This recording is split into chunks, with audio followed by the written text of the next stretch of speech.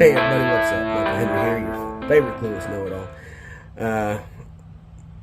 Thanks for stopping in. I appreciate y'all coming through and checking out another video put out here by MHM Media. We're doing a little something different on this particular post. So if you've kind of been watching over the last week or so, we are actually going to start a content creation challenge, so to speak. Not to say that we're competing against each other, but just kind of maybe an inspirational challenge for some independent local artists that are in some of these groups that I get to be a member of, helping them kind of put together a little premise maybe for creating their own content. We're doing one a week for the next 50 weeks, and I want to see other artists get out there and be creative and do the things necessary to get that algorithm to work in their favor. So being that it's our little brainchild, I figure I'll go ahead and take the first run at it. So week one question is, what inspired you?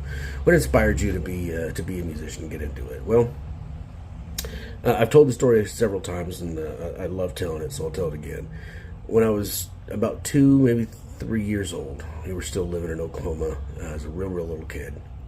I remember one of my first Christmas memories was an upright piano. I shouldn't say piano, an upright keyboard that was air operated. It had a little foot pedal that you pushed up, back and forth and up and down, and it would send air through the mechanism. You hit keys and it would make tones.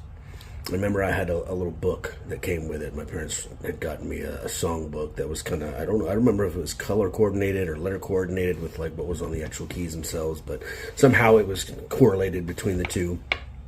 And I rember sitting down and teaching myself up on the housetop on that little piano. And from that moment until about 2 years ago, I actually had the melody wrong, because I'd always heard it that way in the way that I learned it in my head, but it was just a little bit off. Either way. From there, it was just one of those things that I could never get rid of. I got my first taste of being on stage when I was maybe 11. As a solo performer, I got to perform as a member of ensembles, from orchestral to choral to dance to the whole 9 yards.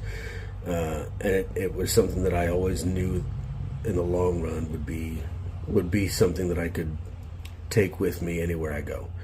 And here we are at 44, 42 years, 41 years later. At 44, I get to do it professionally, at least to some degree, and I have an incredible support structure around me that's going to let me do some more stuff than I should probably be allowed to do, as it relates to taking risks and all that kind of stuff. So that's what started me, was just that first little inclination. It was like my brain figured out, okay, this is the thing that we can figure out the easiest for whatever reason, and like I said, it's stuck with me ever since. So again, guys, thank you so much for tuning in and taking time to watch. We appreciate it. As always, be helpful, be a leader, learn the smart stuff, and if you can be here,